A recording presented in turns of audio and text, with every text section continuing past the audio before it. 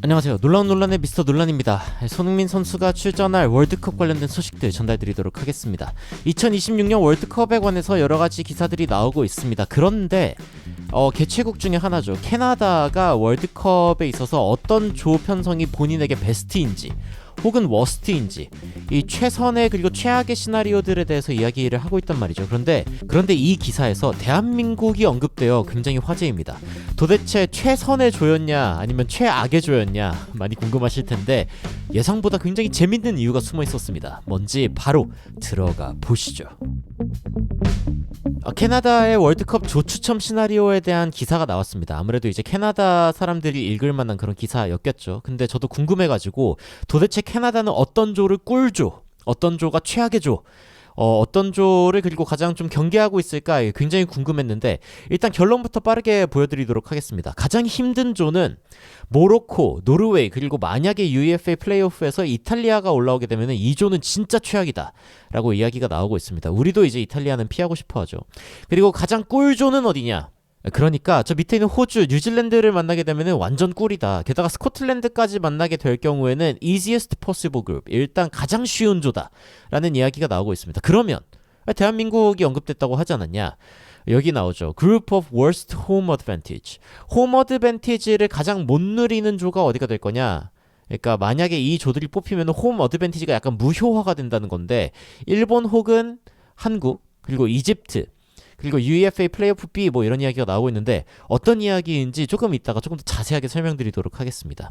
일단 월드컵 관련해가지고 기본적으로 알아두면 좋은 것들에 대한 기사가 나왔는데, 여기에 나온 내용들을 좀 살펴보면은, 일단 월드컵 조 추첨 어떻게 하느냐, 각 팟에서, 그러니까 1포트, 2포트, 3포트, 4포트가 있는데, 이 포트마다 하나씩의 팀을 골라가지고 조가 편성되는 방식이죠. 다시 말해서 1포트에 있는 팀들은 다른 1포트에 있는 팀들을 만날 수 없고, 2포트도 마찬가지죠. 그리고 3포트와 4포트 이렇게 존재하는데, 일단 개최국인 미국, 멕시코, 그리고 캐나다, 이 북중미죠. 이 세 팀은 일단 포트 1에 배치가 됩니다. 다른 강팀들과 만나지 않도록 하기 위한 어떤 호의라고도 이야기할 수 있겠죠. 그리고 이제 포트 2, 포트 3, 포트 4 이렇게 편성이 되어 있는데, 이번에 좀 특이한 점 중에 하나라면은 포트 4, 그러니까 UEFA 플레이오프로 인해 올라오는 팀들이 여기에 편성이 되는데, 여기에 강팀들이 들어올 수 있다는 겁니다.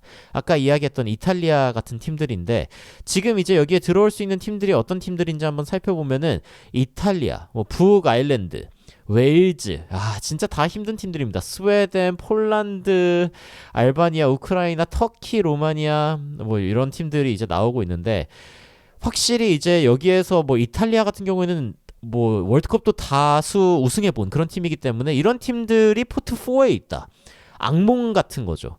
뭐 쿠라소 같은 팀이랑 이제 비교하면 훨씬 더 이제 크게 와닿는데, 쿠라소라는 팀은 여기 인구가 16만 명인 나라거든요. 인구가 16만 명인 나라고 피파 랭킹도 뭐 80몇 위입니다. 근데 이 팀도 이제 월드컵에 진출했는데, 이 와중에 중국이 진출 못한 게 진짜 레전드이긴 하지만, 여하튼 이런 팀들을 만날 수 있는 포트 4인데 여기에서 이탈리아를 만나버린다. 진짜 최악이죠.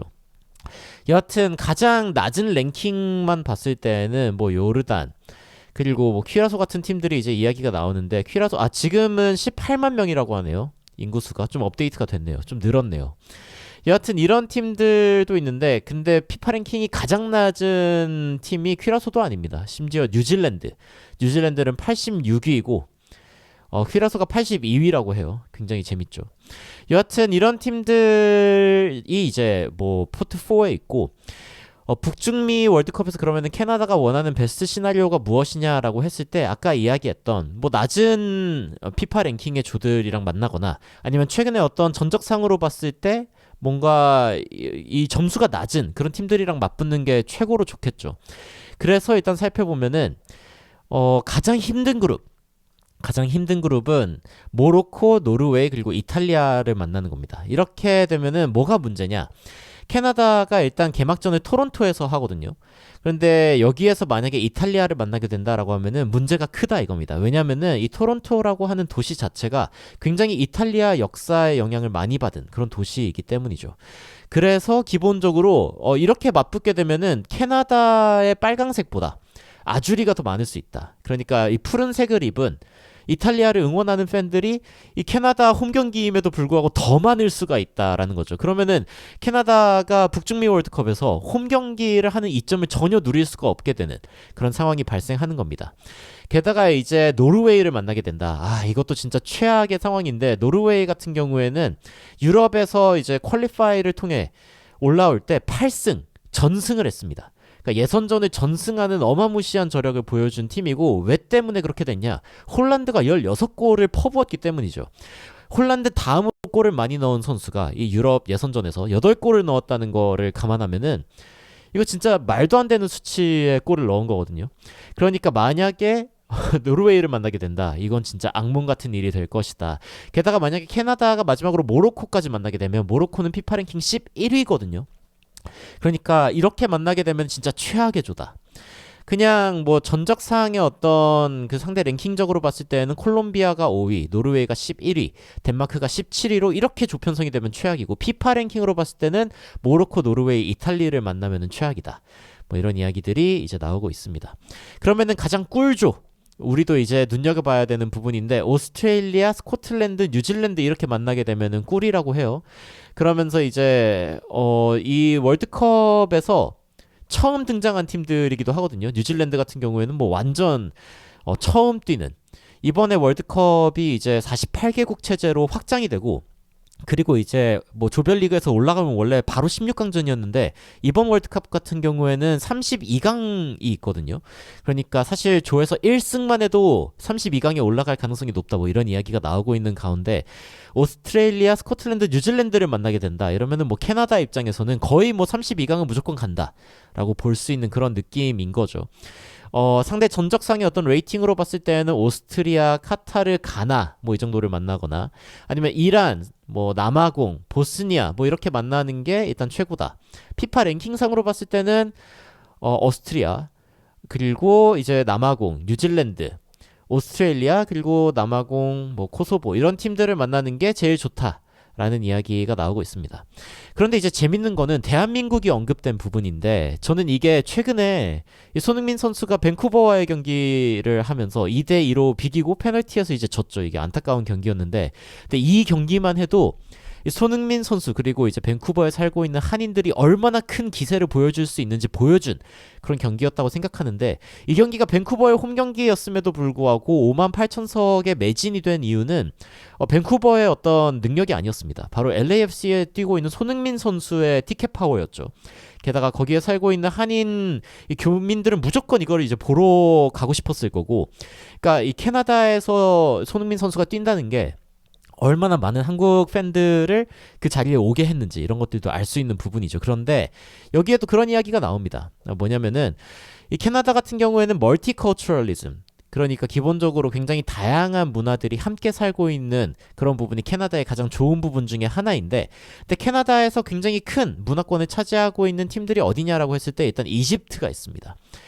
이집트 같은 경우에 만약에 이제 그 토론토나 아니면 밴쿠버에서 맞붙게 되면은 이집트 사람들이 굉장히 많아가지고 이집트 팬들이 거의 뭐 벌떼처럼 나타날 수 있다라는 이야기가 나오고 있죠. 그리고 이제 캐나다가 진짜 문제가 발생할 수 있는 데가 어디냐, 여기서 이렇게 나오죠. Where Canada could be in real trouble. 진짜 문제가 생기는 구간이 어디냐, 손흥민이 뛰고 있는 대한민국 아니면 일본을 만나게 될 경우다. 이 두 팀에 대해서 이제 어떻게 이야기하냐면은, 밴쿠버에 잠깐이라도 있어 본 사람들은 knows how robust its Korean and Japanese communities are. 이 한국과 일본 커뮤니티가 얼마나 빡센지, 빡세다입니다. robust 이게 이제 빡세다는 뜻인데, 그러니까 얼마나 대한민국 팬들과 일본 팬들이 아주 격하게 축구를 응원하는지에 대해서 알고 있을 거다. Both fan bases are fervent and have a track record of showing up in big way. 이 fervent라는 게 굉장히 열정적인이라는 뜻이거든요. 그러니까 이 대한민국 팬들, 일본 팬들은 여기에서 뭔가 축구 경기가 터진다 이러면은 엄청나게 강경하게 응원하는, 열정적으로 응원하는 그런 팬들로 유명하다라는 겁니다.